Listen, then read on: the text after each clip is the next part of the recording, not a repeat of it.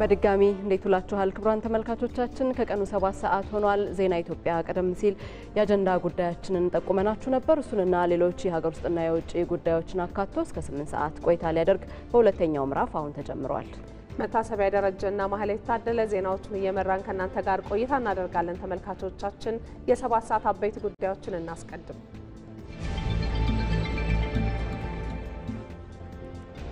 ኢትዮጵያ በአፍሪካ ቴክኖሎጂ ዘርፍ ያላትን ንቁ ተሳታፊነት አጠናክራ ትቀጥላለች ሲሉ ፕሬዝዳንት ታዬ አጽቀሥላሴ ተናገሩ።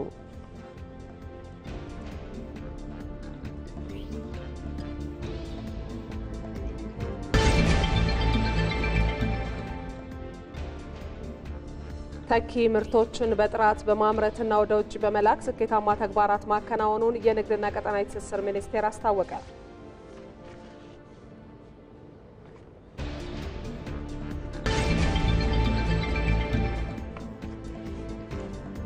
ባለፉት ጥቂት ዓመታት ታሪካዊ የቱሪዝም ቅርሶችን ከማደስ በተጨማሪ አዳዲስ የቱሪስት መዳረሻዎችን በማስፋት ረገድ የተለያዩ ስራዎች መሰራታቸውን የመንግስት ኮሙኒኬሽን አገልግሎት ገለጸ።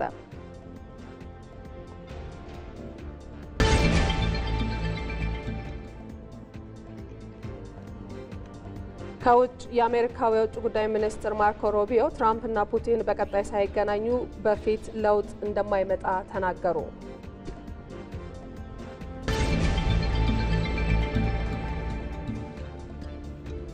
በስፖርት ዘገባችን ባርሴሎና 2 ጨዋታ እየቀረው የስፔን ላሊጋ ዋንጫን ለ28ኛ ጊዜ አነሳ የሚሉት የ7 ሰዓት የዜና ኢትዮጵያ አበይት ጉዳዮች ናቸው። ተመልካቾቻችን ዜና ኢትዮጵያ ከዚህ ከዋናው ስቱዲዮ በተጨማሪ በቀጥታ መስመር በሪፖርተሮች እንዲሁም እንግዶችን እየጋበዘ ተጨማሪ መረጃና ማብራሪያ እየሰጣችሁ ከናንተ ጋር ቆይታ ያደርጋል። አባዲ ወይናይ በቀጥታ መስመራችን ላይ ይገኛል። የኢትዮጵያ ቴክ ኤክስፖ 2025 የኢፌድሪ ፕሬዝዳንት ታዬ አጽቀሥላሴ በተገኙበት ተከፍቷል። እሱን ሲከታተል ነው የቆየው። ተጨማሪ መረጃ ቆየት ብሎ ያደርሰናል። እንዲሁም ደግሞ አስረሳው ወገሼ በሲዳማ ክልል የቡና ሽፋንን ለማሳደግ ምን እየተሰራ ነው በሚለው ጉዳይ ተጨማሪ መረጃ ይዞ ይጠብቀናል። እንዲሁም ሳሙኤል ወርቃየው ከአማራ ክልል ባህር ዳር በቀጥታ መስመራችን ነው የሚገኘው።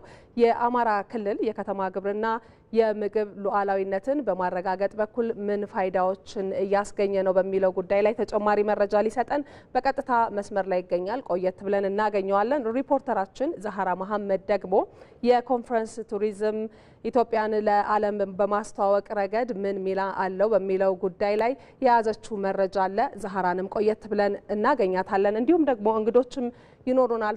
ተመልካቾቻችን በቀጥታ መስመራችን ላይ የኢቲቪ መዝናኛ ቻናል ማኔጂንግ ኤዲተር የሆኑት አቶ ታምራየሁ ወንድማገኝ ይገኛሉ። የኢትዮጵያ አይዶል ጉዞ ጥበብን ፍለጋ በምን ሁኔታ ላይ ይገኛል፣ በቀጣይ ምን ሊሰራ ታስቧል የሚለውን ጉዳይ ተጨማሪ ማብራሪያ ይሰጡበታል። ቆየት ብለን እናገኛቸዋለን። አቶ ዘካሪያስ ስንታየሁ ደግሞ በኢትዮጵያ አርታያን ማህበር የቦርድ አባል ናቸው። እሳቸውም የኢትዮጵያ አርታያን ማህበር የዓለም የፕሬስ ነጻነት ቀንን በማስመልከት ውይይት አካሂዷል። በዚሁ ጉዳይ ላይ ተጨማሪ መረጃ እየሰጡን ከኛ ጋር ቆይታ የሚያደርጉ እንግዳችን ናቸው። ከኳታር አቶ አሚንንም እንዲሁ ወደ በኋላ ላይ የምናገኛቸው ነው የሚሆነው። በመናነሳቸው ጉዳዮች ላይ ተጨማሪ ሀሳብን ከሳቸው ጋር እየተጋራን ቆይታ እናደርጋለን። ዜና ኢትዮጵያ ሰፊ ጉዳዮችን ይዳስሳል። ክቡራን ተመልካቾቻችን አብራችሁን ቆዩ። ኢትዮጵያ በአፍሪካ ቴክኖሎጂ ዘርፍ ያላትን ንቁ ተሳታፊነት ታጠናክራ ትቀጥላለች ሲሉ ፕሬዝዳንት ታዬ አጽቀሥላሴ ተናገሩ። የኢትዮጵያ ቴክ ኤክስፖ 2025 በአዲስ አበባ እየተካሄደ ይገኛል። በዚህ ኤክስፖ ከፍተኛ የመንግስት የስራ ኃላፊዎች፣ ሚኒስትሮች፣ የተቋማት ተወካዮች፣ ባለድርሻ አካላት፣ በዘርፉ የተሰማሩ ባለሙያዎችን ጨምሮ በርካታ ሰዎችም ታድመዋል። ኢትዮጵያ ለቴክኖሎጂ ዘርፍ ትኩረት በመስጠት በርካታ ስኬቶችን ማስመዝገብ መቻሏም ነው በዚሁ መድረክ የተጠቀሰው። በቀጣይም በአፍሪካ በዲጂታል ዘርፉ ቀዳሚ ሀገር ለመሆን ልዩ ትኩረት ሰጥታ እየሰራች ስለመሆኑ ተጠቁሟል። ይህንኑ ጉዳይ ይዘን ነው የምንቀጥለው። ኤክስፖን የተከታተለ የሚገኘው ባልደረባችን አባዲ ወይናይ በቀጥታ መስመራችን ላይ ተገኝቷል። አባዲ እንዴት ቆየህ? ዳግም ተገናኝተናል። ኤክስፖን እንግዲህ እየተከታተልክ ነው የሚገኘውና በዚህ እየተካሄደ በሚገኘው የኢትዮጵያን ቴክ ኤክስፖ ምን ሀሳቦች ተነሱበት? እንደ ሀገር በተለይ ኢትዮጵያ በዘርፉ ምን ተግባራትን እያከናወነች ነው የሚለው ላይ የተነሱ ሀሳቦች ምንድን ናቸው? አዎ እንግዲህ የኢትዮጵያ ቴክ ኤክስፖ እንግዲህ በዛሬው ዕለት መካሄድ ጀምሯል። ይህ ኤክስፖ እንግዲህ ለሚቀጥሉ 3 ቀናት ነው የሚቆየው ዛሬን ጨምሮ ማለት ነው። በዚህ ኤክስፖ እንግዲህ ከ48 ሀገራት ያላነሱ ተሳታፊዎች ናቸው። ከዛ ባሻገርም ደግሞ 10,000 የሚሆኑ ታዳሚዎችም በዚህ ኤክስፖ ተገኝተዋል ማለት ነው። በዚህ ኤክስፖ እንግዲህ የተለያዩ ከፍተኛ የመንግስት የስራ ኃላፊዎች፣ ሚኒስትሮች እንዲሁም ደግሞ ከንቲባዎችና ዘርፉን የሚመለከታቸው ባለድርሻ አካላት ተገኝተዋል። ከዛ ባሻገርም ደግሞ በዘርፍ የተሰማሩ ባለሙያዎች ነው የተገኙት። እንደሚታወቀው እንግዲህ ኢትዮጵያ ለቴክኖሎጂ ዘርፍ ልዩ ትኩረት በመስጠት አጠቃላይ ያላትን ተደራሽነትና አጠቃላይ አሰራር ለማዘመን የተለያዩ ተግባራትን እያከናወነች ትገኛለች። እንደሚታወቀው በተለይም ደግሞ ዲጂታል ኢትዮጵያ 2025ን በመቅረጽ ሙሉ ለሙሉ ስኬታማ በሆነ መንገድ ተግባራዊ ማድረግ ትችላለች። በዚህም ውጤት መገኘት ነው የተገለጸው። እንደሚታወቀው በተለይም ደግሞ የተለያዩ አሰራሮችን በመዘርጋት ተቋማት የሚሰጡት አገልግሎት በዘመናዊ ቴክኖሎጂና በዲጂታል የታገዘ እንዲሆን በማድረግ ውጤቶች እንደተገኙ ነው የተገለጸው። የኢፌዴሪ ፕሬዝዳንት ታዬ አጽቀሥላሴ እንደገለጹት ከሆነ ኢትዮጵያ አጠቃላይ በዲጂታል ዘርፍ ላይ ያከናወነችው ያለው ስራ በርካታ ውጤቶች እያስመዘገቡ እንደሚገኙ አንስተዋል። ለአብነትም ያነሱት የፋይዳ ብሔራዊ መታወቂያ ተጠቃሽ ነው። ከዛ ባሻገርም ደግሞ የቴሌብር ተጠቃሽ ነው። ቴሌብር አጠቃላይ በከተማ ብቻ ታጥሮ የነበረው የፋይናንስ አካታችነት ወደ ገጠሩ ማህበረሰብ በማውረድ አጠቃላይ የገጠሩ ማህበረሰብ ያለውን የፋይናንስ ተደራሽነት በማሳደግ ረገድ ይህ ከፍተኛ አስተዋጽኦ እንዳበረከተ አንስተዋል። ከዛ ባሻገርም ደግሞ የ5 ሚሊዮን የስልጠና ኮደርስ ከፍተኛ ሚና እየተወጣ ይገኛል። በተለይም ደግሞ ወጣቱ በዘመናዊ ቴክኖሎጂ ራሱን ለማብቃትና በዲጂታል ዘርፍ ላይ ያለውን ተሳትፎ ለማጠናከር ይህ ስልጠና ወይም ደግሞ ይህ ኢኒሼቲቭ ከፍተኛ ሚና እያበረከተ እንደሚገኝ አንስተዋል። ከዛ ባሻገርም አሁን ላይ ከተሞች የኮሪደር ልማትን ተግባራዊ እያደረጉ ይገኛሉ። ከተሞች ከዘመናዊ ከመሆናቸው ባሻገር አጠቃላይ የኮሪደር ልማቱ በዘመናዊ ቴክኖሎጂ ላይ ያለውን አሰራር በማቀላጠፍ ከተሞች የተደራጀና ዘመናዊ በሆነ አኳኋን የሚሰጡትን አገልግሎት ለማጠናከር ይህ የኮሪደር ልማት ከፍተኛ አስተዋጽኦ እንዳለው ነው ያነሱት። ከዛ ባሻገርም ደግሞ የአርቲፊሻል ኢንተለጀንስ ወይም ደግሞ ሰው ሰራሽ አስተውሎት አጠቃላይ ዘርፎችን በማጠናከርና በመደገፍ ነገር የራሱ ሚና እየተወጣ እንደሚገኝ አንስተዋል። ታዲያ ኢትዮጵያ በአጠቃላይ ደረጃ በምስራቅ አፍሪካ እንዲሁም ደግሞ በአፍሪካ ደረጃ የተለያዩ የቴክኖሎጂ ውጤቶች ተግባራዊ እንዲሆኑና ጠንካራ የሆነ የዲጂታል ስርዓት ለመዘርጋት በሚደረገው ሂደት ውስጥ ኢትዮጵያ ከፍተኛ የሆነ ተሳትፎ እያደረገች እንደምትገኝ ነው ፕሬዚዳንቱ ያነሱት። ይሁን እንጂ አሁንም በቀጣይ ከፍተኛ ስራ እንደሚጠይቅ ነው ፕሬዚዳንቱ ያነሱት። ካነሷቸው ሀሳቦች መካከልም አጠቃላይ የፋይናንስ ተቋማት ለስራ ፈጣሪዎች የሚሰጡትን የብድርና የድጋፍ ሊያጠናክሩ እንደሚገባ አንስተዋል። በተለይም ደግሞ ስራ ፈጣሪዎች ያላቸውን ሀሳብ ወደ ተግባር እንዲቀይሩ የፋይናንስ ተቋማትና የባንኮች እንዲሁም ማይክሮ ፋይናንሶች አጠቃላይ ድጋፍና ብድር በማድረግ አጠቃላይ ለነገ ሀገር ተረካቢዎች የሚደረገውን እንቅስቃሴ ሊያጠናክሩ እንደሚገባ አንስተዋል። ከዛ ባሻገርም ደግሞ በዘርፉ የሚሰሩ ጥናትና ምርምር ስራዎች ውጤታማ በሆነ መንገድ ተግባራዊ ለማድረግ አጠቃላይ ከቀጠናው ሀገራት ጋር የሚሰራው ስራ ሊጠናከር ይገባል። ከፍተኛ የትምህርት ተቋማት ከዛ ባሻገርም ደግሞ ዩኒቨርሲቲዎች የምርምር ስራዎችን ወደ ተግባር በማውረድ የሚሰራው ስራ ሊጠናከር እንደሚገባ ነው ያነሱ ማለት ነው። ኢትዮጵያ እንግዲህ የተለያዩ ስራዎችን እንደምትሰራ በቀጣይም ትኩረት እንደምታደርግ ነው ፕሬዚዳንቱ ያነሱት። የኢንፎርሜሽንና መረብ ደህንነት አስተዳደር ዋና ዳይሬክተር ትዕግስት ሀሚድ እንደገለጹት ከሆነ አሁን ላይ ኢትዮጵያ በቴክኖሎጂ ዘርፍ ላይ ከፍተኛ ውጤት አስመዝግባለች። ይሁን እንጂ በቀጣይም የሚሰራው ስራ እንዲጠናከር ይህ ኤክስፖ ከፍተኛ አስተዋጽኦ አለው። የተለያዩ ተቋማት ናቸው ይዘው የተገኙት። ታዲያ በቅንጅት ለመስራትና ከሀገራት ጋር ያለው ትስስር ለማጠናከር ይህ ኤክስፖ ከፍተኛ አስተዋጽኦ ስላለው በቀጣይም የሚሰራው ስራ ይጠናከራል። በተለይም ደግሞ ኢትዮጵያ የአፍሪካ የቴክኖሎጂ ማዕከል ለመሆን የምታደርገውን ስራ በቀጣይም እንድታጠናክር ይህ ኤክስፖ የራሱ የሆነ ከፍተኛ ሚና እንዳለው ነው የገለጹት። የኤክስፖ ዛሬን ጨምሮ ለሚቀጥሉት 3 ቀናት የሚቆይ ነው የሚሆነው። እናመሰግናለን አባዲ። መልካም ቀን። እንቀጥላለን ተመልካቾቻችን። ወደ ሌሎች መረጃዎቻችን ደግሞ እንሻገራለን። የኢትዮጵያ አይዶል ጉዞ ጥበብን ፍለጋ በተለያዩ የኢትዮጵያ ከተሞች ሲካሄድ ቆይቷል። እስካሁን ድረስ ባለው ሂደት ደግሞ በአዳማ፣ በድሬዳዋ፣ በሐዋሳ፣ በባህር ዳርና በሌሎች የኢትዮጵያ ከተሞች ጥበበኞችን እየፈለገ የቆየው ይኸው የኢትዮጵያ አይዶል ጉዞ ጥበብን ፍለጋ አሁን ላይ ጅግጅጋ ደርሶ ጥበበኞችን እያፈላለገ ነው የሚገኘው። ይህንኑ ጉዳይ በተመለከተ ተጨማሪ ማብራሪያ እንዲሰጡን እንግዳ ጋብዘናል። የኢቲቪ መዝናኛ ቻናል ማኔጂንግ ኤዲተር የሆኑት አቶ ታምራየሁ ወንድማገኝ በቀጥታ መስመራችን ላይ ነው የሚገኙት። እንደምን አሉ አቶ ታምራየሁ? በድጋሚ ነው የተገናኘ ነው። የኢትዮጵያ አይዶል ጉዞ ጥበብን ፍለጋ በተለያዩ የሀገሪቱ ከተሞች ሲካሄድ ነው የቆየውና ቀጣይ ጉዞ ምንድነው የሚሆነው? እነዚህ የተለያዩ አካባቢዎች ላይ የተወዳደሩ ተወዳዳሪዎች መዳረሻቸው የት ነው የሚለውን እናንሳ። እንግዲህ እስካሁን በ10 ከተሞች ነው ቀረጻዎች የተከናወኑት። በሚቀጥሉት ሳምንታት ደግሞ በቀጣይ 10 ከተሞች ላይ እንዲሁ ቀረጻዎች ይከናወናሉ። በጅማና በነቀምት የሚደረጉት ቀረጻዎች በሚቀጥሉት 2 ሳምንታት ውስጥ የሚካሄዱ ናቸው። እንዲሁም በአርባ ምንጭና በወላይታ ሶዶ ከተሞች እንዲሁ ቀረጻ ይኖረናል። በአሶሳና በጋምቤላ ከተሞችም እንደዚሁ ቀረጻዎችን እናካሂዳለን። በአጠቃላይ እንግዲህ 20 ከተሞች በሁሉም ክልሎች የሚገኙ ከሁሉም አካባቢዎች የመጡ ተወዳዳሪዎች ወደዚህ ይመጡና ተወዳዳሪዎች በማዕከል ማዕከል ተሰብስበው አንድ ውድድር ነው የሚያካሂዱት።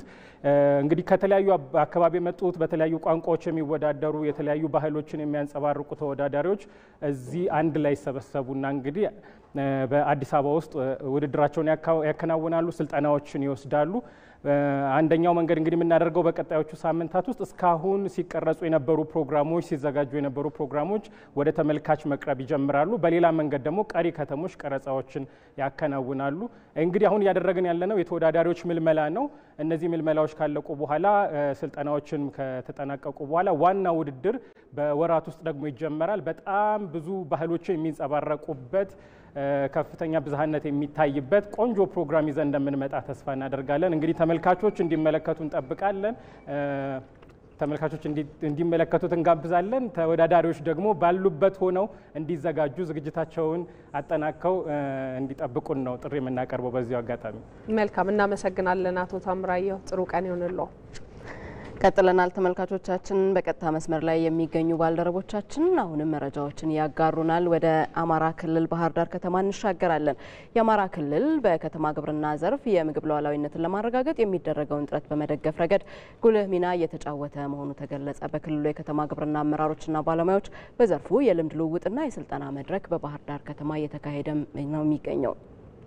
ይህንኑ መድረክ እየተከታተለ የሚገኘው ባልደረባችን ሳሙኤል ወርቃየው ተጨማሪ መረጃዎችን ሊያጋራን በቀጥታ መስመራችን ላይ ዳግም ተገኝቷል። ሳሙኤል እንዴት ቆይተሃል? በክልሉ የከተማ ግብርና እንቅስቃሴ ምን ይመስላል?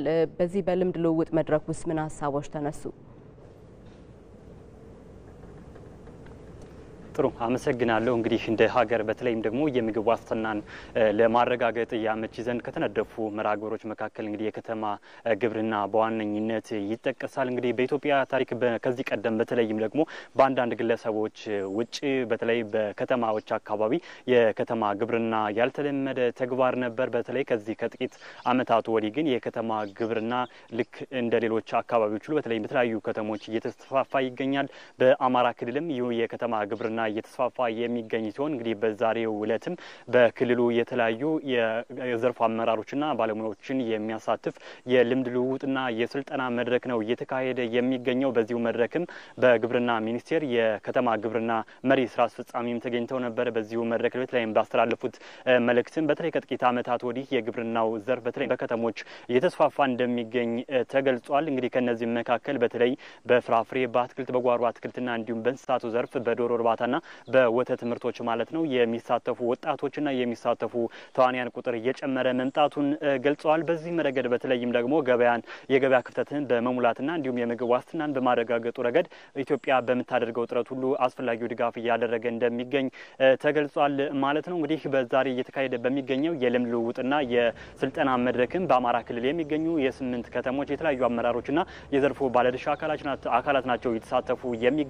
በባህር ዳር ከተማ እየተከናወኑ የሚገኙ የከተማ ልማት ወይም ደግሞ የከተማ ግብርና ስራዎችን የመስክ ጉብኝትን ጨምሮ የተለያዩ የልምድ ልውውጦችም እየተካሄዱ ነው የሚገኙ። አንደኛው ከተማ ወደ ሌላኛው ከተማ ያሉ ልምድ ልውውጦችን ሼር የሚያደርጉበትና የተሳተፉ የሚገኙበት ሁኔታ ነው ያለው። በዚህ በተለይም ደግሞ የተለያዩ ከተሞችንም እኛም እንግዲህ ለማናገር ሞክረን ነበር። አመራሮችና ባለሙያዎች በተለይ እንግዲህ ከቅርብ ዓመታት ወዲህ የከተማ ግብርና ጽንሰ ሀሳብ ከመጣ በኋላ ከታለመለት ዓላማ አንጻር የበኩሉን አስተዋጽኦ እያበረከተ እንደሚገኝ ተገልጿል። በርካቶችን የስራ እድል እየፈጠረ እንደሚገኝ ገልጿል። በርካታ ምሩቃን ወደ እንስሳት ሀብት የማርባት ስራ እንዲሁም ደግሞ በጓሮ አትክልትና በተለያዩ ልማት ስራዎች በከተሞች እየተስፋፋ እንደሚገኝ ከገጠር የሚመጣውን የአቅርቦት ጭምር እያካካሰና እንዲሁም ደግሞ እያገዘ እንደሚገኝም ነው የተገለጸው ማለት ነው። እንግዲህ ወደፊቱም በተለይም ደግሞ በዘርፉ የሚስተዋሉ ማነቆዎችን በመፍታት ረገድ በተለይ ከግብዓት አቅርቦት አኳያና በመሳሰሉ ያሉ ችግሮችን በመፍታትና በጋራ እንዲሁ በመገናኘት የልምድ ልውውጦችንም ከአንዱ አካባቢ ወደ አንዱ አካባቢ በመለዋወጥ በዘርፉ በተለይ የበለጠ ደግሞ ለምግብ ዋስትና ለማረጋገጥ የሚደረገውን ጥረት ለመደገፍ የበኩላቸውን እንደሚወጡ ተናግረዋል። እስካሁን ባለበት ሁኔታ በተለይ ከቅርብ ዓመታት ወዲህ በዘርፉ ለውጦች እየተስተዋሉ እንደሚገኙ ነው እየተገለጸው ማለት ነው። ለወደፊቱ ደግሞ እነዚህ ስራዎች ተጠናክረው እንደሚቀጥሉ ተገልጿል። ለጊዜው ያለኝ መረጃ ይህን ይመስላል። እናመሰግናለን ሳሙኤል፣ መልካም ጊዜ። ከለውጡ ወዲህ መንግስት የመገናኛ ብዙሃንንና የጋዜጠኞችን ነጻነት ለማረጋገጥ ተስፋ ሰጪ ስራዎችን እየሰራ መሆኑን የመገናኛ ብዙሃን ባለስልጣን አስታወቀ። የኢትዮጵያ አርታኢያን ማህበር የዓለም የፕሬስ ነጻነት ቀንን በፓናል ውይይት እያከበረ ይገኛል። በዕለቱ ላይም ጋዜጠኞች፣ የመገናኛ ብዙሃን ባለሙያዎችና የተለያዩ ሀገራት አምባሳደሮች ተካፍለዋል። ኢትዮጵያ ከ2010 ዓመተ ምህረት ወዲህ በፈተና ውስጥ ሆና የመገናኛ ብዙሃንን ነጻነት ለማረጋገጥ እየሰራች ያለችው ስራ ተስፋ ሰጪ እንደነበር የመገናኛ ብዙሃን ባለስልጣን ምክትል ዋና ዳይሬክተር አቶ ዮናታን ተስፋዬ ተናግረዋል። በዚሁ ጉዳይ ላይ ተጨማሪ ማብራሪያ እንዲሰጡን ተመልካቾቻችን እንግዳ ጋብዘናል። እንግዳችን ደግሞ የኢትዮጵያ አርታኢያን ማህበር የቦርድ አባል የሆኑት አቶ ዘካሪያስ ስንታየሁ ናቸው። በቀጥታ መስመራችን ላይ ነው የሚገኙት። እንግዳችን ለጊዜዎትና ለሚሰጡን ማብራሪያ አስቀድመን እናመሰግናለን። የሚዲያን ድርሻ እናንሳ። በተለይ ደግሞ ለሀገራዊ ዲሞክራሲያዊ ግንባታ ሚዲያ መገናኛ ብዙሃን ያላቸው ድርሻ ምንድን ነው ከሚለው ጥያቄ እንነሳ። አመሰግናለሁ። እንግዲህ እንደሚታወቀው ለሀገራችን የዲሞክራሲ ግንባታ ሚዲያ ዋናውና ቁልፉን ሚና ይጫወታል። እዚህ ጋር ግን ሚዲያ ብቻ ሳይሆን ነፃ ሚዲያ የሚለው ነገር ሊሰመርበት ይገባልና በዚህም ፍሬምወርክ ነው ዛሬ የዓለም የነፃነት የፕሬስ ነፃነትን ቀን ስናከብር ሀገራችን አሁን ከለውጡ በኋላ እየታየ ባለው የሚዲያ ፍሬምወርክ ውስጥ ወይም ያለውን ስፔስ እንዴት አድርገን ከዚህም በተሻለ ነፃ የሆነ ሚዲያ መፍጠር እንችላለን በሚል ማዕቀፍ ነው ዛሬ ውይይት እና የፓናል ውይይቶችን ስናደርግ የነበረው ማለት ነው። ስለዚህ ሚዲያ ቁልፉን ሚና እንደሚጫወት ሁሉም መንግስትም ሆነ የዘርፉ ባለድርሻ አካላት አሁን ሀገሪቷ ላለችበት የሚዲያ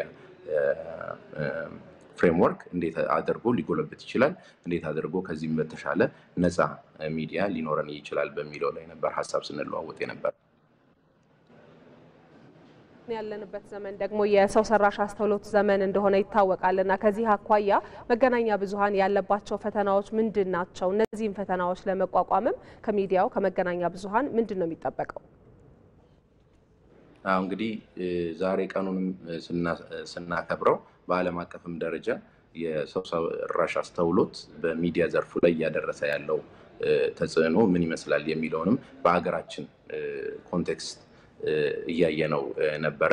ስለዚህ ያው በሚዲያ ዘርፉ ብቻ ሳይሆን በተለያዩ ዘርፎች ላይ የዚህ የሰው ሰራሽ አስተውሎት የተለያዩ ጫናዎችን እያደረሰ ይገኛል። ስለዚህ ይሄ የሰው ሰራሽ አስተውሎት ጥሩም ጎን አለው፣ በዛኑም ደግሞ መጥፎ የሚሆኑ ነገሮች አሉ። ስለዚህ እኛ የምንጠቀምበት ዓላማ ነው። ቴክኖሎጂ በራሱ መጥፎም ጥሩም ሊሆን አይችልም፣ ግን የምናወራበት ዓላማ ነው ያንን ነገር። ስለዚህ ሚዲያውም ደግሞ በዚህ ዘርፍ በበጎም ጎኑ ሊጠቀምበት ይችላል፣ በተመሳሳይም ደግሞ በመጥፎም ሊጠቀምበት ይችላል እና ሚዲያ ደግሞ ቅድምም እንዳልነው ለአገርና ለሕዝብ ግንባታ ኢምፖርታንት በመሆኑ ምክንያት ያው እንደሚባለው በተለያየ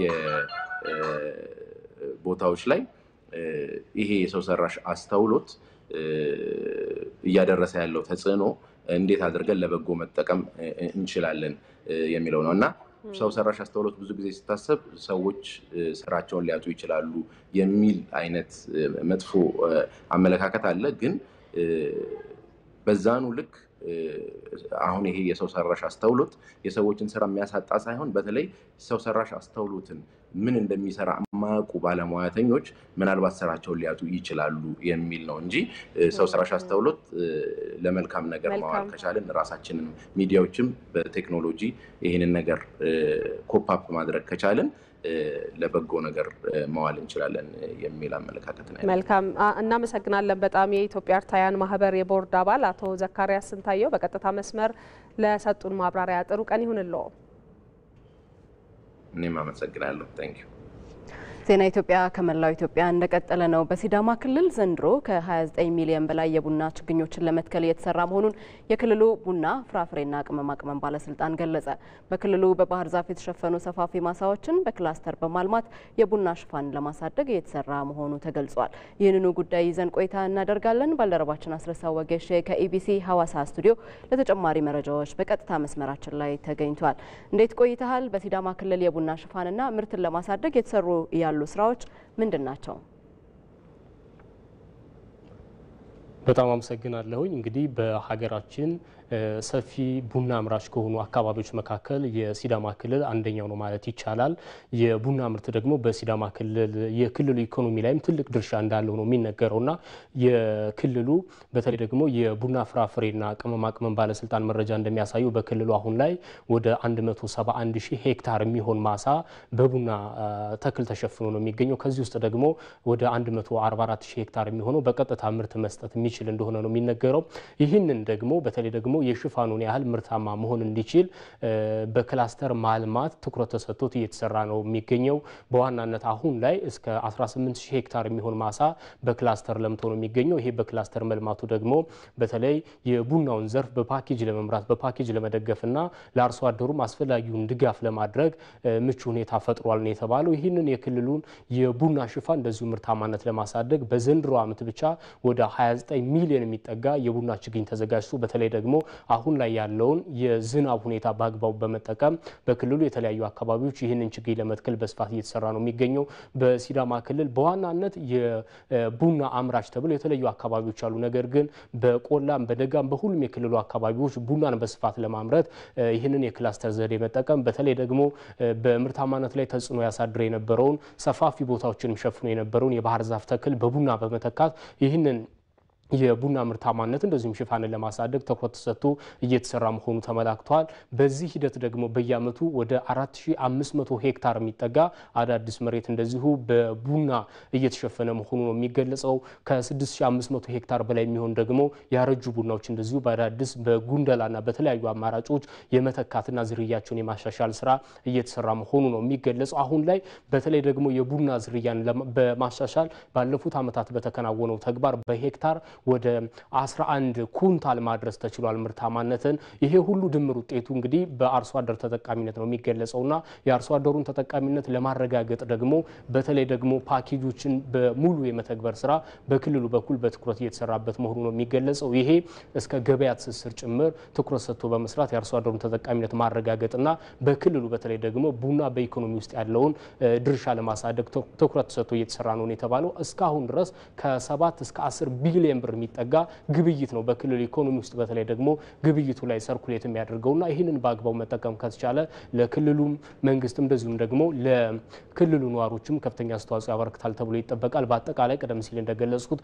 29 ሚሊዮን የሚጠጋ የቡና ችግኝ ደግሞ በዘንድሮ ዓመት ለመትከል ባለፈው ወር በስፋት ተሰርቷል። ይሄው ደግሞ በቀጣይ የሚኖሩ የዝናብ አማራጮችን በመጠቀም ይከናወናል ተብሎ ይጠበቃል። መልካም፣ እናመሰግናለን አስረሳው። መልካም ቀን። ባለፉት ጥቂት ዓመታት ታሪካዊ ቅርሶችን ከማደስ በተጨማሪ አዳዲስ የቱሪስት መዳረሻዎችን በማስፋፋት ረገድ በርካታ ስራዎች መከናወናቸውን የመንግስት ኮሚኒኬሽን አገልግሎት ገለጸ።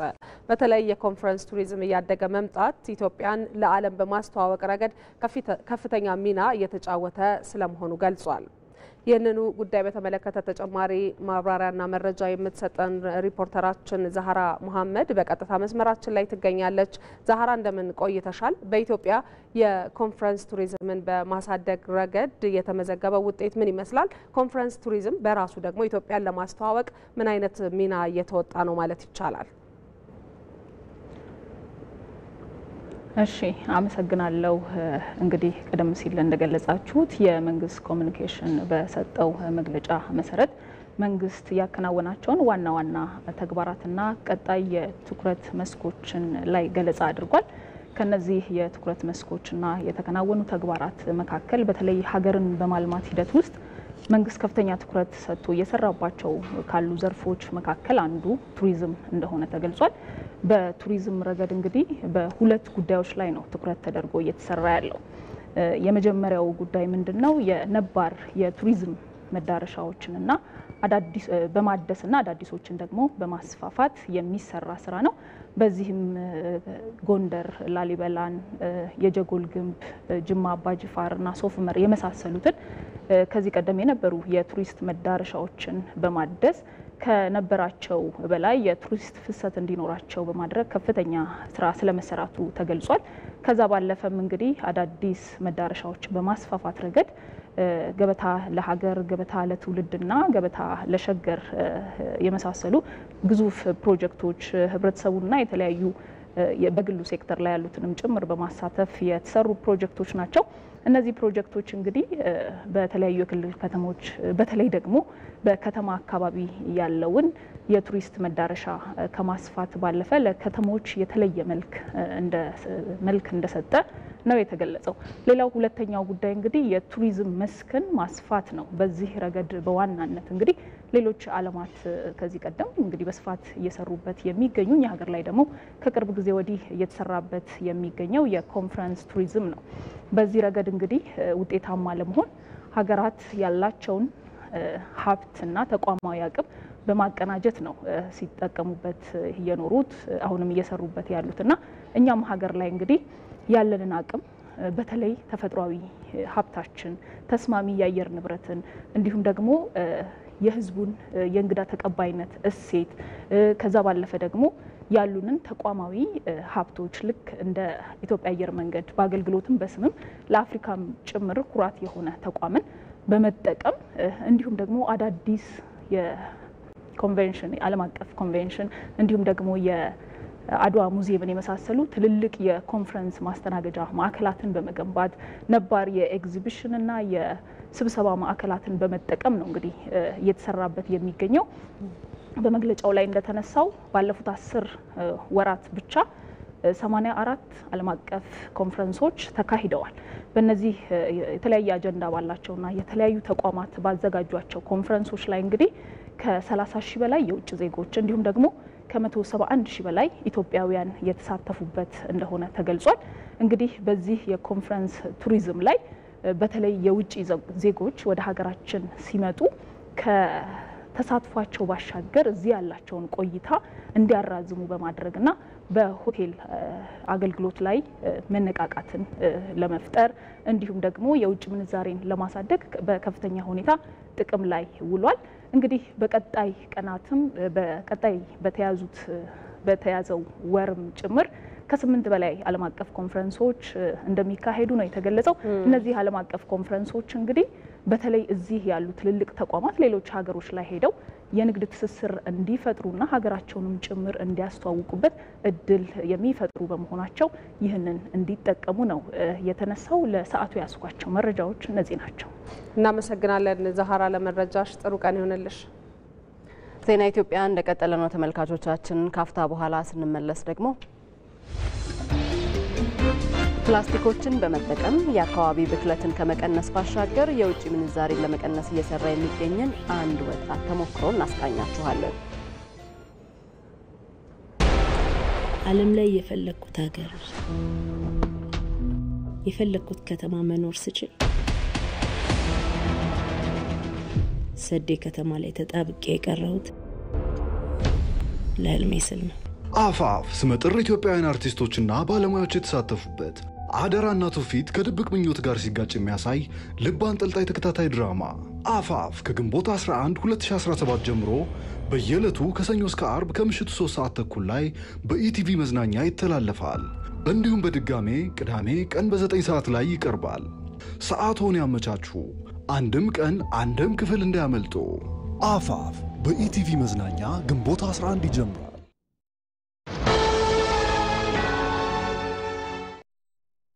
ኃላፊነቶች ሲበዙ ዘመናዊ መፍትሄ መጠቀም ብልህነት ነው። አዲሱ ሲቢ ብር ፕላስ የገንዘብ ዝውውር ባህሉን ይበልጥ ሊያዘመን መጥቷል።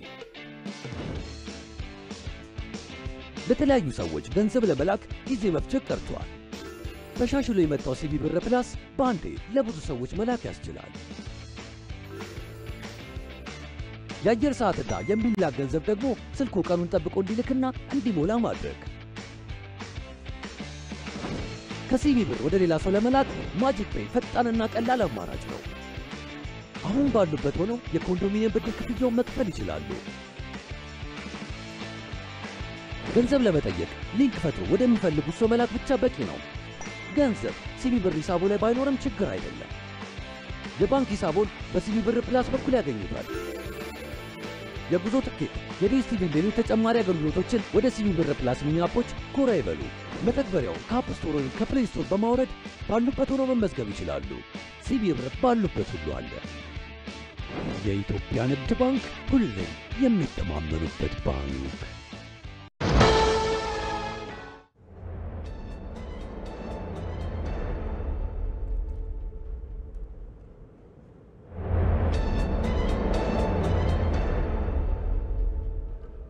ዜና ኢትዮጵያን እየተከታተላችሁ ትገኛላችሁ ተመልካቾቻችን። ወደ አጀንዳ ጉዳያችን ነው የምንሻገረው።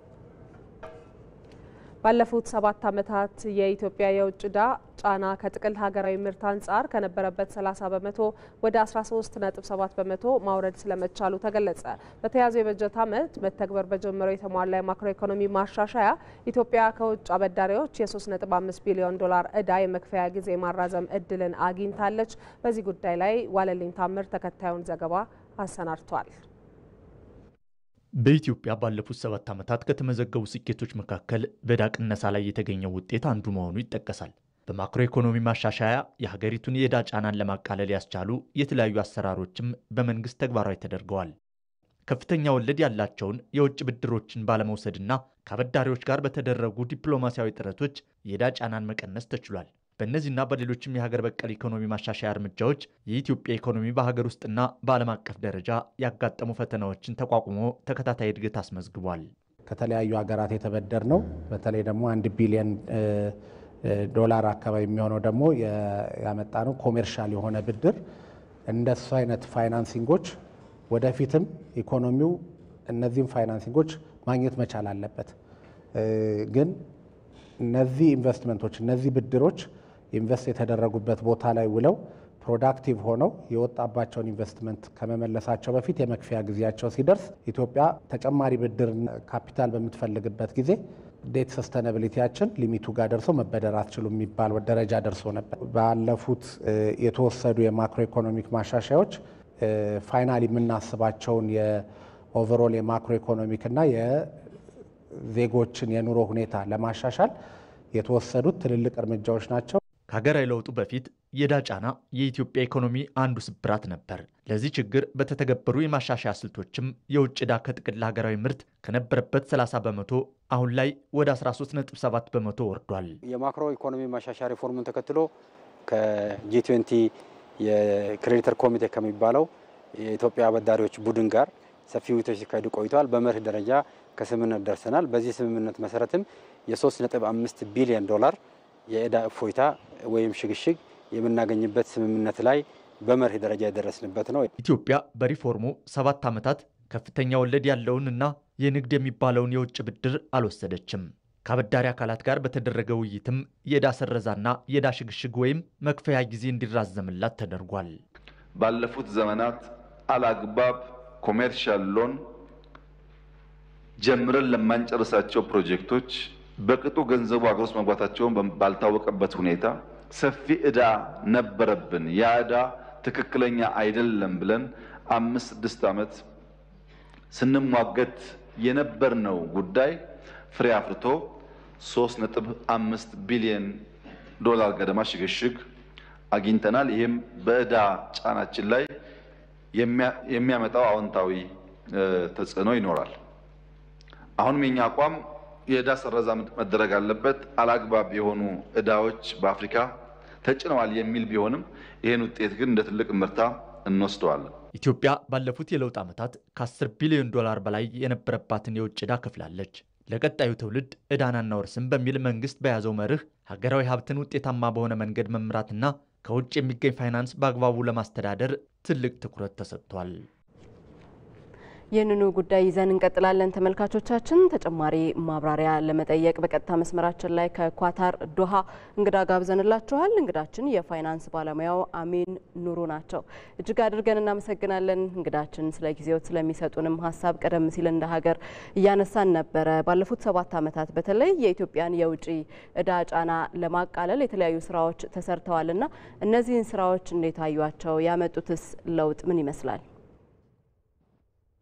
አመሰግናለሁኝ። ትክክል ነው። በጣም ብዙ ጥረቶች አስተውለናል የዕዳ ጫናን በመቀነስ በኩል። በዋናነት ግን የመጀመሪያው ምንድን ነው የሚደረጉ ልማቶች ላይ ዕዳው ላይ ተጨማሪ ዕዳ ላለማድረግ የሀገር ውስጥ ሀብት ምንጮች ብዙ ግንባታዎች በሀገር ውስጥ ሀብት ምንጮች ከዚህም ደግሞ አዳዲስ ብድሮችና ውሎችን አለመዋዋል ይሄ ራሱ የዕዳ ጫናውን ከሚቀንሱ ነገሮች አንዱ ነበርና በብድር ፋንታ በእርዳታና በተለያየ መልክ ስራዎችን ማካሄድ እነዚህ የተስተዋሉ ነገሮች ናቸው። ግን ኖርማሊ ሲታይ ዕዳ የመንከባለል ሮሊንግ ኢፌክት አለው። መንግስት ግን እነዚህ ነገሮች እነዚህ ጥረቶችን ተጨማሪ የዕዳ ጫናዎች እንዳይኖሩ እነዚህ ጥረቶችን ቢደረግ ከሪፎርሙ በፊት ወደ 28 ቢሊዮን ዶላር አካባቢ ኢትዮጵያ ዕዳ ነበረባት እና ወደ በአመት እስከ 2 ቢሊዮን ዶላር ነበር የሚከፈለው። ስለዚህ እነዚህ ገፊ ምክንያቶች ናቸው ወደ ሪፎርሙ ያመጡት እና ምንም አይነት ሪዘርቬሽን ቢኖረው መንግስት አዲስ ብድሮችን አለመዋል፣ ኮሜርሻል ብድሮችን አለመበደር እነዚህ ነገሮች ቢኖሩ የበፊቱ ኢፌክት ግን መጥቶ እዛ ደረጃ ላይ ደርሰን ከሪፎርሙ አንዱ ገፊ ምክንያቶች ሆኗል።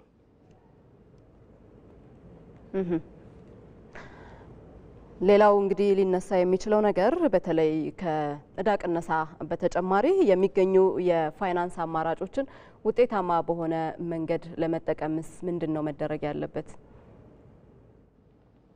መልካም። ይሄ አሁን በጣም ወሳኙ ነው። እነዚህ አሁን የዕዳ ጫናውን ሪሊፍ እንደተጠቀሰው ወደ 3.5 ቢሊዮን አካባቢ ተገኝተዋል። ያ ማለት ያን ብር አንከፍለውም ማለት ሳይሆን ለሚቀጥሉት 3 አመታት ይሸጋሸጋል። መንግስት በየአመቱ እስካሁን ባለው መረጃ ወደ 2 ቢሊዮን ብር ለዕዳ ክፍያ ያወጣ ነበር እና ይሄ የ3.5 ቢሊዮን ብር ሪሊፍ አገኘ ማለት የአመቱ ፖርሽን ያንን ከመክፈል ይስተላለፍለታል ማለት ነው።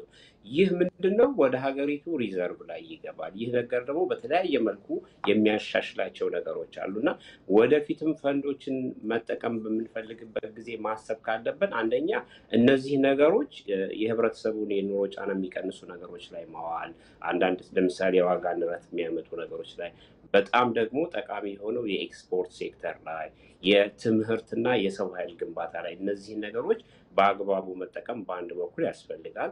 በሁለተኛ በኩል ደግሞ እነዚህ የዕዳ ማስተላለፎች የኢፌክቱ የሚኖረው የመንግስት ሪዘርቭ ላይ ብቻ ሳይሆን የግል ባንኮችም ላይ ሪዘርቭ ይሆናል። አሁን ከለውጥ በፊት እንደምናውቀው ከሪፎርሙ በፊት እያንዳንዱ ባንክ ኤክስፖርት በሚያደርግበት ጊዜ ያገኘውን የውጭ ምንዛሬ ለናሽናል ባንክ ማስገባት ነበረበት። አሁን ግን ራሳቸው ባንኮቹ ነው የሚጠቀሙት። ይሄ አንዱ ትሩፋት ነው። ስለዚህ እነዛ ባንኮችን በምን መልኩ ነው የሚጠቀሙበት? መንግስትም ኦቨርኦል የሆነ ታቅዶለት የነበረው የማክሮ ኢኮኖሚ ማሻሻያ አንዱ በፓራል ማርኬቱና በመደበኛው መካከል ያለ ማጥበብ ስለሆነ ሪዘርቮቹ በዚህ በኩል ከተገኙ እንዴት አድርገው እነዚህ ይጠቀሙታል የሚለውንም በአግባቡ ቁጥጥር ማድረግ ያስፈልጋል የሚል ግምት ነው ያለኝ። እናመሰግናለን። የፋይናንስ ባለሙያው አሚን ኑሩ ከኳታር ዶሃ በቀጥታ መስመራችን ላይ ተገኝተው ስለሰጡን ማብራሪያ መልካም ጊዜ ይሁንልዎት። እኔም አመሰግናለሁ። ዜና ኢትዮጵያ ይቀጥላል። ተመልካቾቻችን አሁን ደግሞ በዛሬው የአዲስ ቀን መሰናዶ የሀገር ጉዳይ አድርገን ወደ ተመለከትነው ጉዳያችን ነው የምንሻገረው።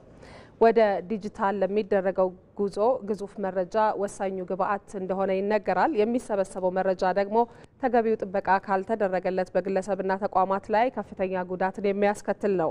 የግል ዳታ ጥበቃን ተግባራዊ ማድረግ ድንበር ዘለል የሆኑ መግባባትና መተማመን እንዲፈጠርም ያደርጋል። አርቲፊሻል ኢንተለጀንስ የዓለም ማህበረሰብና ኢኮኖሚን በፍጥነት እየቀየረው ነው። በብዙ ዘርፎችም ለችግሮች መፍትሄ እየሰጠ የሚገኝ ነው።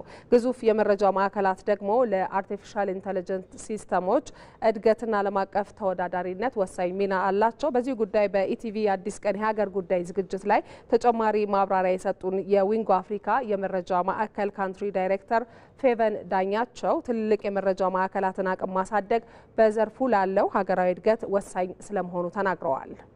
ግዙፍ ዴታ ሴንተሮች በዋናነት ሪደንደንት የሆነ የፓወር የኮኔክቲቪቲ ሰፕላይ ነው የሚኖራቸው which means ፌል የማድረግ ቻንሳቸው በጣም ዝቅተኛ ነው። ያንም ዳታ ፕሮሰስ ከማድረግ አንጻር ትልቅ ሰፖርት አለው። ኢትዮጵያ ሀገሪቷን ሎኬሽኗን እንደዚህ አይነት ዴታ ሴንተሮች ሲኖሩ የውጭ ትልልቅ ኢንቨስትመንቶች ሎኬሽኑ በራሱ ሰርቲፋይድ እንደሆነ እንዲታሰብ ያደርጋል። በዲጂታል ኢኮኖሚው ዘርፍ ባለው ዓለም አቀፍ ተሳትፎ ሊገጥሙ የሚችሉ ስጋቶችን መቋቋም የሚችል አቅም መገንባት ተገቢ መሆኑን ደግሞ የሳይበር ደህንነት ባለሙያዋ ራሄል ፊደል ገልጸዋል። ወይ መሰረተ ልማታችን በጣም ተጋላጭ ነው ወይም ደግሞ በስራው ላይ የሚገኙ ባለሙያዎቻችን ልምድም ግንዛቤም በቂ ስለሌላቸውና ደግሞ ከሁሉ በላይ ደግሞ ማዕቀፎቻችን ህጋዊ ያልሆኑ ደግሞ ብዙ ሶፍትዌሮች መጠቀም እና ከሌላው ጋር አብረን መወዳደር መቻል ያለብን ጊዜ ነው እና እነዚህ ናቸው በጣም ዋና ዋና ስጋቶቻችን። ምላሽ መስጠት በጊዜው ካልቻል የሚያመጣው ችግር ያው የታወቀ ነው። በኢኮኖሚም በአገር ደረጃ ያገር ስጋትም ሁሉ። ዜና ኢትዮጵያ ከኢትዮጵያ ቴሌቪዥን በቀጥታ ስርጭት ከእናንተ ጋር ቆይታ እያደረገ ይገኛል። አሁን ደግሞ ወደ በኋላ ላይ እንመለስበታለን ወዳልናችሁ ጉዳዩ ነው የምናልፈው። ፕላስቲኮችን በመጠቀም የህፃናት መሳሪያዎችን ይሰራል የዛሬው ባለታሪካችን ንጉሱ በዛብህ። ይህ ፈጠራ የአካባቢ ብክለትን ከመቀነስ ባሻገር የውጭ ምንዛሪን በማዳንም አስተዋጽኦ እንዳለው ይታመናል። ሪፖርተራችን ፍሬዎት ረታ ከዚህ የፈጠራ ባለሙያ ጋር ቆይታ አድርጋ ነበር። ተሞክሮውን ከራሱ አንደበት እንከታተል።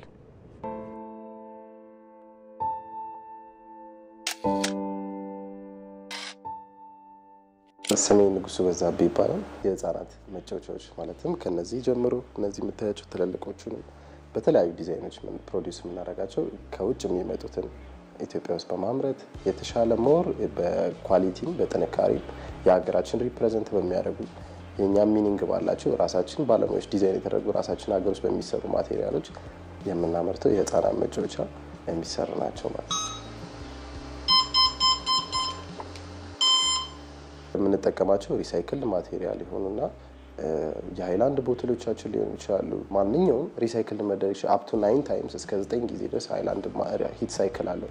ሪሳይክል መደረግ ይችላል። ያንን ሂት ሳይክል በጠበቀ መልኩ ቁስ መሆን የሚችሉ በማይሰበሩ ጠንካራ የሆኑ ቤታችን ቁጭ ልናደርጋቸው በምንችል መልኩ ያንን ሪሳይክል ማድረግ የሚያችል ማቴሪያሉን ፕሮዲውስ ማድረግ እንችላለን።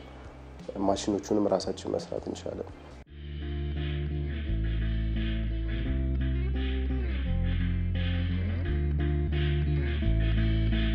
ሜንሊ በምንጠቀማቸው 3D ፕሪንተሮች አሉ። ሌሎች ደግሞ ኢንጀክሽን ሞልዲንግ የምንጠቀመው አለ። ሃንድ ሜድ የምንጠቀማቸው አለ። ነገ ሀገራችን ላይ ዌስትን ፕላስቲክ በፕላስቲክ የሆነ ዌስትን በማይፈጥሩብን ወይ ደግሞ ያሉትንም ዌስት ማቴሪያሎች ሪሳይክል አድርገን ሞር በተሻለ በሚያምር ውበት ባለው ኤክስፖርት ስታንዳርድ የሆኑ ምርቶች ለመቀየር ነው እቅዶቻችን ማለት ነው።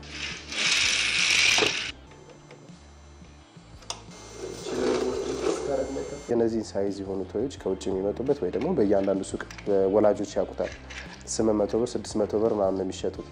እኛ ግን ሞር ከነሱ ያማረ ስስ የሆኑ እነዛ ስስ ናቸው። የኛ ጥንካሬ ያላቸው በውበትም በዋጋም የቀነሱ ማለት አሁን ለምሳሌ 600 ብር 700 ብር ሌላ ስቶር ላይ የሚገኙትን እኛ ጋር በ200 ብር በ150 ብር ሊሆን ይችላል የሚገኙት። ለሀገራችን የውጭ ገቢ ምንዛሬ የሚፈጠር እድል ያለው ቻንስ አለው ማለት ነው። ፓተንት አሁን ልክ ጀማሪ ካምፓኒ እንደመሆናችን መጠን ፓተንትን ገና እየሰራንበት ያለው ጉዳይ ነው። አሁን ያቃተን ተግዳሮት የሆኑብን ነገሮች የዋጋ የማሽኖች ማጣት እና ደግሞ የገንዘብ እጥረት ነው ማለት ነው። እነሱን ለማግኘት ነው እየሞከርን ያለ ነው። በደቡብ ኢትዮጵያ ክልል ወላይታ ዞን በአደጋ ስጋት ምክንያት ከቀያቸው የተፈናቀሉ 6000 ተጎጂዎችን መልሶ የማቋቋም ስራ እየተከናወነ መሆኑን የክልሉ ግብርና ቢሮ አስታወቀ። ከተለያዩ አካባቢዎች በናዳ ስጋት ምክንያት የተፈናቀሉ 800 አባወራዎችን በዞኑ አበላ አባያ ወረዳ ለማስፈር ቅድመ ሁኔታዎች መሟላት እንዳለባቸውም ተጠይቋል። ተመስገን ተስፋዬ ዝርዝር አለው። በደቡብ ኢትዮጵያ ክልል በተፈጥሮና በሰው ሰራሽ አደጋዎች ምክንያት ከቤት ንብረታቸው የተፈናቀሉ ዜጎችን ወደ ተሻለ ስፍራ የማዘዋወሩ ስራ እየተከናወነ ነው። ስራው በተቀናጀ አግባብ እየተመራ ከመሆኑ ባሻገር ቀሪ ስራዎችን የረጂ ድርጅቶችን ተሳትፎ በማጎልበት ለማጠናቀቅ እየተሰራ መሆኑን የክልሉ ከፍተኛ የስራ ኃላፊዎች ተናግረዋል። የክልሉ መንግስት የራሱን ኃላፊነት ወስዶ ዛሬ እዚህ የምታዩትን ቤት የሚገነባበትን ቆርቆሮ፣ ሚስማር ከራሱ ካዝና አውጥቶ የክልሉ መንግስት ድጋፍ አድርጓል። ሌሎች ዞኖች ላይም እንደዚሁ በኮንሶ ላይም እንደዚህ በጎፋ ላይም በተሰራው መልሶ ማደራጀት ስራ ላይ ከፍተኛ ድርሻ ወስዷል። ሰላማጎ ላይም እንደዚሁ እየተሰራ ነው። ሌሎች ላይም እንደዚህ ናዳ የሚከሰትባቸው ጋሞ ላይም ተመሳሳይ እርምጃ ተወስዶ ማስተካከያ እና መልሶ ማደራጀት ስራ እየተሰራ ነው የሚገኘው። በክልሉ የአደጋ ስጋት ካለባቸው አካባቢዎች መካከል የወላይታ ዞን ይጠቀሳል። በዞኑ በ2016 ዓ.ም በካውኮሻና በኪንዶ ዲዳይ ወረዳዎች በተከሰተው የናዳ አደጋ ምክንያት ከቤት ንብረታቸው የተፈናቀሉ ዜጎችን መልሶ የማቋቋም ስራ በህዝብ ተሳትፎ በመንግስት መሪነትና በረጂ ድርጅቶች እገዛ እየተሰራ መሆኑም ተመላክቷል። ይህን ቤት ስንጀምር ለክልሉ ጥያቄ ያቀርበናል። ድጋፍ እንዲያደርጉ ፕሮጀክት ቀርጸን ወደዛ ልከናል። በቀረጽነው ፕሮጀክት መሰረት 40 ቅጠል ቤት ለእያንዳንዱ ለ800 አባወራ 40 ቅጠል ቆርቆሮና ምስማር ድጋፍ እንደሚያደርጉ ቃል በገቡት መሰረት እንደ ዞን እኛ ደግሞ እንጨት ነገሮችን ግድግዳ፣ ማገር፣ መሸጋገሪያ፣ ሌሎች ለቆርቆሮ የሚያስፈልጉ ነገሮችን በማሟላት ስራዎቹን ለመስራት የጀመርንበት ሁኔታ አለ። ተፈናቃዮችን በጫውካሬ ቀበሌ የማስፈሩ ስራ የቤት ግንባታን በማስቀደም ተጀምሯል። በአካባቢው ከረጅም ዓመታት በፊት መስፈራቸውን የሚናገሩት የጫውካሬ ቀበሌ ነዋሪዎች ከቤት ግንባታ በተጨማሪ ለሌሎች መሰረተ ልማቶች ትኩረት ሊሰጥ ይገባል ሲሉ ጠይቀዋል። በዋናነት ለኛ የጤና ተቋም ያስፈልጋል። ንጹህ መጠጥ ውሃ፣ ገበያና የመንገድ መሰረተ ልማትም እንዲሁ ያስፈልገናል። የሚመጣውን ሰው ለመቀበል ምግብ ወይም ምርት ያስፈልጋል። የውሃና የጤና መሰረተ ልማትም እንዲሁ። ከ800 ቤቶች መካከል 600ዎቹ የሚገነቡት በዚህ ስፍራ መሆኑ ተመላክቷል። እንግዲህ ወደዚህ ስፍራ ሲመጡ የተለያዩ ተቋማት ያስፈልጋሉ። የጤና፣ የትምህርት ቤት እንደዚሁም ደግሞ ተጨማሪ መሰረተ ልማቶች ያስፈልጋሉና ለዚህ አስፈላጊውን ድጋፍ ለማድረግ ዝግጁ መሆናቸውን ስፍራው ደርሶ የተመለከቱ ረጂ ድርጅቶች አስታውቀዋል። ለእያንዳንዱ አባወራ 6900 ብር በ3 ዙር ያንን ለመስጠት ለ760 አባወራዎች አቅዷል። በተጨማሪም ደግሞ ወደዚህ አካባቢ ሰዎች ሲመጡ እርሻ መስራት አለባቸው። ከእርሻቸው ተነስቶ ነው የሚመጡት። ስለዚህ ለዛ እርሻ ዘርና ማዳበሪያም ለመስጠት እቅድ ይዘናል። ወደ 22 ሚሊዮን አካባቢ ብር መድበን እየተንቀሳቀስን ነው። ይህንን አስተባብረን አሁን የተባሉትን ችግሮች በሙሉ ወደ መፍትሄ እንደምናመጣ 100% እርግጠኛ ነኝ። በጣም ብዙ ቃል እየተገባ ነው። ያንን የማስተባበር ደግሞ ኃላፊነት ለእኛ ነው የተሰጠው። ስለዚህ አስተባብረን በእጃችን ያለውንም ሰጥተን እውቀታችንን ጉልበታችንን በሙሉ አፍስሰን ይህንን ቦታ የተባለውን ክፍተት በአጭር ጊዜ ውስጥ ለመሸፈን እንሞክራለን። እስከ በጀት ዓመቱ ማጠቃለያ ድረስ የቤትና ሌሎች የመሰረተ ልማት ፍላጎቶችን በማሟላት 800 አባወራዎችንና በስራቸው የሚተዳደሩ ከ6000 በላይ ዜጎችን በዚህ ስፍራ ለማስፈር እየተሰራ መሆኑ ተጠቁመዋል።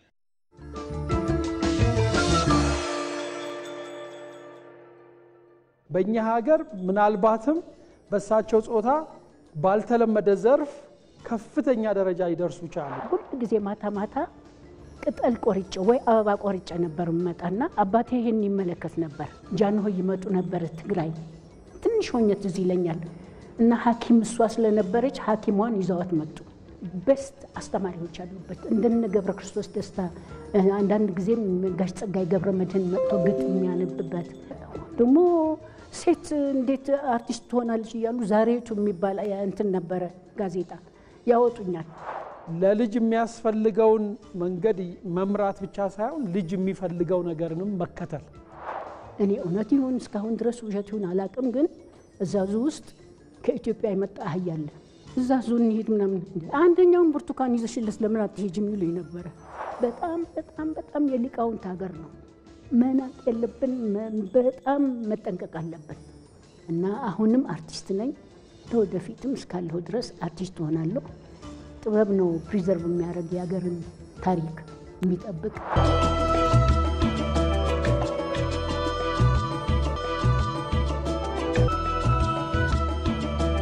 ከነውጣ ወረዱ ቢቆይም በዛ ጊዜ ውስጥ የተጠራቀመ ትልቅ የጥበብ ሀብት አለ።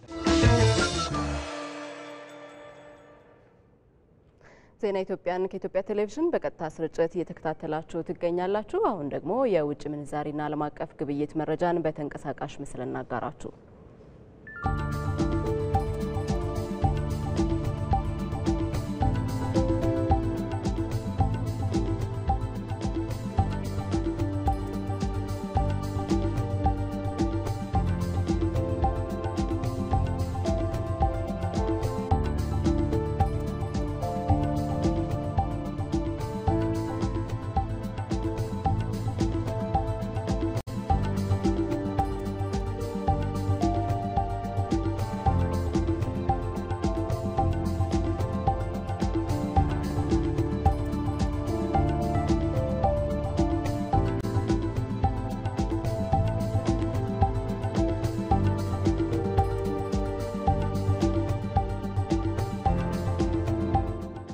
ባርሴሎና 2 ጨዋታ እየቀረው የስፔን ላሊጋ ዋንጫን ለ28ኛ ጊዜ አነሳ። ጀርመናዊው አሰልጣኝ ሃንሲ ፍሊክ ክለቡን በተረከቡበት ዓመት 3 ዋንጫዎችን በማንሳት ታሪክ ሰርተዋል።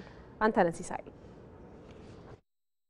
የዚህም ቡድን አማካይ እድሜ ጣሪያ ከፍ ያደረጉት ሁለቱ ፖላንዳውያን ናቸው። የኋላ ደጀኑ የቀድሞ የአርሰናል ግብ ጠባቂ ዊሽኒ ሼዥኒና ሮበርት ሌቫንዶቭስኪ። ከዚያ ውጭ ብዙዎቹ በ10ዎቹና 20ዎቹ መጀመሪያ የሚገኙ ናቸው። ነገር ግን ይሄኛው የባርሴሎና ስብስብ ልምድን ከእድሜ ጠገቦቹ በራስ መተማመንና ክህሎትን ደግሞ ከታሪኩና ከላሜሲያ ወስዶ የዚህ ዓመቱ የአውሮፓ ምርጥ ቡድን መሆኑን አሳይቷል። 2017 ላይ ከሉዊስ ኤንሪኬ መልቀቅ በኋላ የተረጋጋና ሁነኛ አሰልጣኝ ያላገኘው ባርሴሎና በዚህ ዓመት መጀመሪያ የሾማቸው ሃንሲ ፍሊክ ለካታላን እንግዳ ሳይሆኑ ገና በመጀመሪያ ዓመታቸው ታሪክ የሰሩበትን ዓመትም አሳልፈዋል። ዣቪ ሄርናንዴዝን በመተካት ካታላን የደረሱት ጀርመናዊ በይፋ መሾማቸው ከታወቀ በኋላ ያስተናገዱት ትችት ቀላል አልነበረም። እንዴት ከጀርመን ብሔራዊ ቡድን የተሰናበቱ ሰው ደግሞም ቀጥተኛ በሆነው የጀርመን ጨዋታ ያደጉት ሃንሲ ፍሊክ እንዴት ከባርሴሎና የጨዋታ መንገድ ጋር ሊታረቁ ይችላሉ የሚሉትና ሌሎችም ጥያቄዎች ተነስተውባቸው ነበር። የ60 ዓመቱ አሰልጣኝ ግን የትንፍጪው ዱቄቱን አምጮ የሚመስለውን የሀገራቸውን የጨዋታ መንገድ ሙሉ በሙሉ ሳይለቁም የባርሴሎናን ውበት ጠብቀው አስፈሪውን ቡድን ገንብተው ተቺዎቻቸውን ዝም ለማስባል ተጨማሪ ዓመት አላስፈለጋቸውም። በገጠመው የገንዘብ ቀውስ ምክንያት አይደለም የሚፈልጋቸውን ተጫዋቾች ማስፈረም ይቅርና ቀድሞ ያመጣቸውን እንኳን በላሊጋው ለማስመዝገብ ፈተና የገጠመው ባርሴሎና ወጣቶቹን ልምድ ካላቸው ጋር አጣምሮ ዓመቱ ሲጀመር ብዙዎች ተስፋ ባያደርጉበትም ከውስጥ ውድድሮች ባለፈ በአውሮፓ መድረክ ጭምር አስፈሪ ሆኖ መከሰቱ ግርምትን የፈጠረ ሆኗል። በዚህ ላይ ደግሞ ለዓመታት በወጥ ብቃት ያገለገለው ግብ ጠባቂው ማርክ አንድሬ ተር ስቴገን ዓመቱን ሙሉ ከጨዋታ ውጭ ያደረገውን ጉዳት ማጋጠሙ የሃንሲ ፍሊክ ሌላ ፈተና ቢሆንም ዊሽኒ ሼዥኒን ጓንት ከሰቀለበት ጠርተው እድል መስጠታቸው የጀርመናዊም ታክቲሽያን ብስለት በደንብ ያሳየ ሆኖም አልፏል። የጨዋታ መንገዱ በዮሃን ክራይፍ የተቃኘው ባርሴሎና ባለፉት ዓመታት እንደ ፍራንክ ራይካርድ፣ ፔፕ ጋርዲዮላና ሉዊስ ኤንሪኬ አይነት ድንቅ ባለሙያዎች መርተውት ምርጡን ቡድን ቢያሳዩም በዘመናቸው ግን ምርጡን ቡድንና የባለብዙ ልምድ ከዋክብትን ይዘው ነው። የሃንሲ ፍሊክን የተለየ የሚያደርገው የክለቡ የጨዋታ መንገድ ላይ ሌላ ቅመም መጨመራቸው ነው።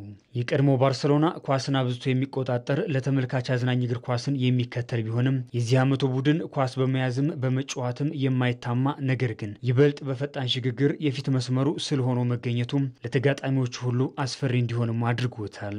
በተለይ ደግሞ የቡድኑ ወጣት ተጫዋቾች ለአሰልጣኝ ሃንሲ ፍሊክ ታክቲክ የታመኑ ሆኖ መገኘታቸውና እስከ መጨረሻው ለውጤት የሚጋደሉ መሆናቸው ባርሴሎናን የዓመቱ ክስተት አድርጎታል። ላስቀመጡት መርህ ሲበዛ ታማኝ እንደሆኑ የሚነገርላቸው ሃንሲ ፍሊክ በልምምድም ይሁን በስብሰባ ጊዜ ሰዓት አክባሪነታቸውና ተጫዋቾችን የሚቆጣጠሩበት መንገድ የካታላኑ ክለብ የመልበሻ ክፍል ሰላማዊ እንዲሆን ከማስቻሉ በተጨማሪም እንደ ላሚን ያማልና ፓው ኩባርሲ አይነት ከዋክብት ያላቸውን ብቃት አውጥተው እንዲጠቀሙ ማግዟቸዋል። ከየትኛውም ቦታ በየትኛውም ተጫዋችና በየትኛውም ሰዓት ግብ ማስቆጠር ከባድ እንደማይሆንበት ያሳየው የካታላኑ ክለብ በላሚን ያማል፣ ራፊናና ሮበርት ሌቫንዶቭስኪ በሚመራው የፊት መስመሩ ሊጉ ሊጠናቀቅ 2 ጨዋታ እንኳን እየቀረው 97 ግቦችን በማስቆጠር ከአውሮፓ 5ቱ ታላላቅ ሊጎች በብዙ ርቀት ሲቆም በሁሉም ውድድሮች ደግሞ 169 ግቦችን ከመረብ አሳርፏል።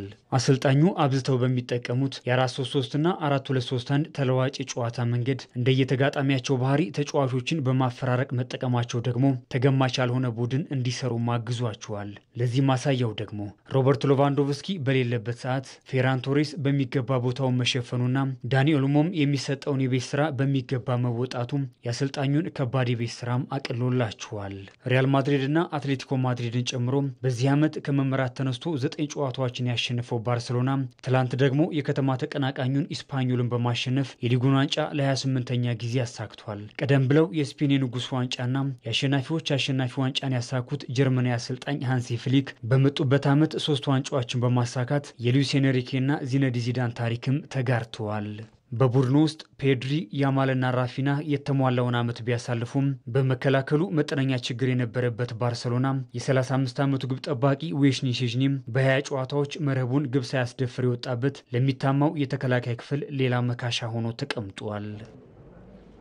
ወደ ውጭ ዜናችን ስናልፍ የአሜሪካው ውጭ ጉዳይ ሚኒስትር ማርክ ሩቢዮ ትራምፕና ፑቲን በቀጥታ ሳይገናኙ በሩሲያ ዩክሬን ጉዳይ ለውጥ አይመጣም ሲሉ ተናገሩ።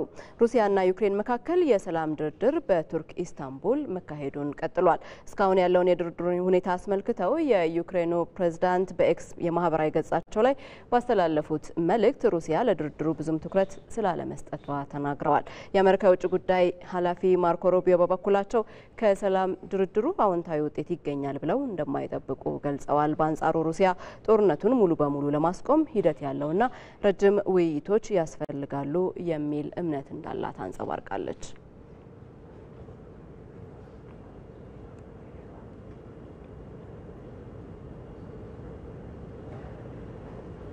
የተከበራችሁ ተመልካቾቻችን ከእኩለ ቀን 6 ሰዓት አንስቶ ለ2 ሰዓታት ያህል ከእናንተ ጋር ቆይታ ያደረገው ዜና ኢትዮጵያ በተከታተላችሁት መልኩ ተጠናቋል። ከኛ ጋር ስለነበራችሁ እናመሰግናለን። የዛሬ ዕለተ አርብ ዜና ኢትዮጵያን እየመራን መታሰቢያ ደረጀና ማህሌት ታደለ ቆይታ አድርገናል። አብራችሁን ስለነበራችሁ በድጋሚ አመስግነናል። መልካም ቀን።